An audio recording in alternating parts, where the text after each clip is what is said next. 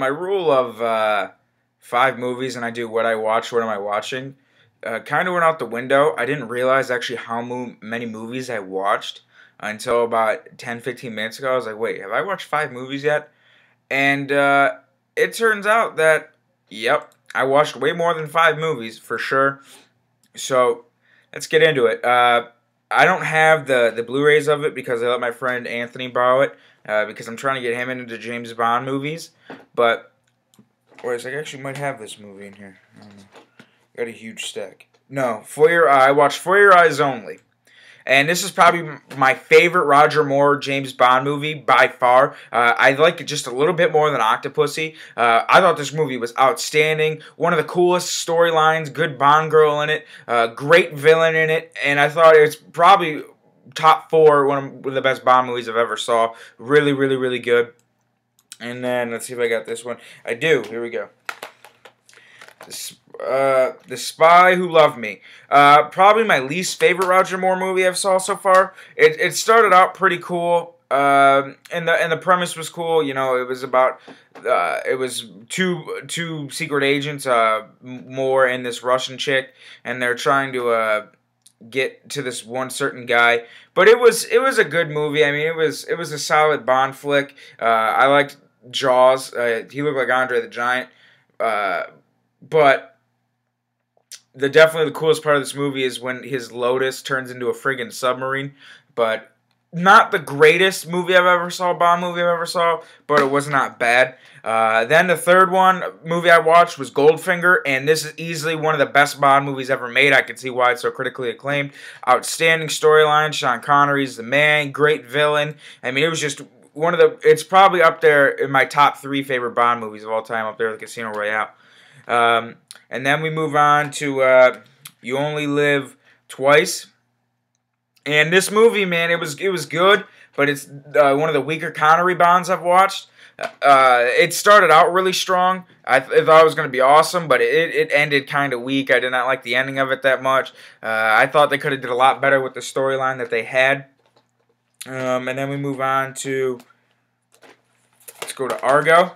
I finally watched this. I finally got it on sale at Best Buy. And I gotta say, this is a really, really, really good movie.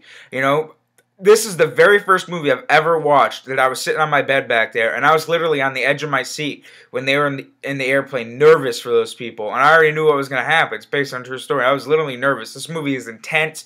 It's a great movie. It's based on a true story. Awesome acting. And the people that they're depicting in this, the actors that they're playing the people from back in the 70s, look just like the damn people. It was crazy. This movie is awesome.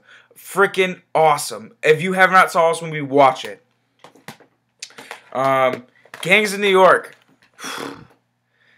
Martin Scorsese, I love you, dude, but this movie was boring as all hell. It's not exactly what I thought it was going to be. It was 3 hours long. I cannot stand Cameron Diaz. Leo was cool in it, but it's about gangs in New York back in the 1800s, and it's like, it was boring. It could have been an hour and a half shorter than it actually was, and it would have been a lot better, but just the setting of it, the time, and being gangs of New York is just like, meh. You know, I'd pass on this movie. I did not like it that much.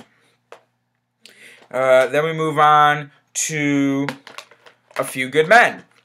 And I didn't even know this was a friggin' courtroom drama, but that's what it is. It's a courtroom drama. I thought it was going to be like about something about the Air Force or whatever. I didn't know, because I don't usually read the back of these things. But Tom Cruise was awesome in it, especially him and Jack Nicholson. They played really well. The girl, who was this stupid? Demi Moore. She was kind of annoying in it. I didn't really like her character that much, but other than that, it was a really, really good movie. Like, I'd seriously watch this again, and I got it for free from that buy one get one free sale, and I'd definitely watch this movie again. It was really good. I thought it was really intense in some moments in the courtroom, but the only reason why I wouldn't give this movie anything higher than like 8.8, 8.5 is because I thought it was a bit kind of generic. You know, it ended just like every courtroom drama you think would end. So, still a good movie, though. And then we move on to The Punisher. Thomas Jane actually plays in this movie called 61, which was a Billy Crystal movie about the home run Chase in 1961, him and Mickey Mantle and Roger Maris. And so when I saw this, it's like, wow, he's the Punisher. That's cool as hell. And I thought this was the first time I ever saw anything about the Punisher. I'd played the video game before, so I was not too familiar with him. But it was a really good movie, and it had one of the coolest lines I ever heard. At the end of it, this as he's walking away, this girl goes, how can I find you? He's like, look for my work in the newspaper. And she goes, what section should I look in? And he goes, the obituaries. I thought that was the coolest damn line ever. So good movie. I give that like an 8. And then we move on to what I'm watching. This one's going to be kind of weak because baseball is only 6 days away. So I only got 3 movies. 2 of them I've already saw, but I'm going to revisit them when I haven't. Finally going to watch The Avengers. I've been wanting to see this movie for the longest time. My buddy Anthony finally let me borrow it. Going to revisit The Departed. I haven't saw this in a long time. And then I haven't saw The Warriors in a long time, and I've had this on Blu-ray for forever. I want to finally check it out. So yeah, that's what I got, guys.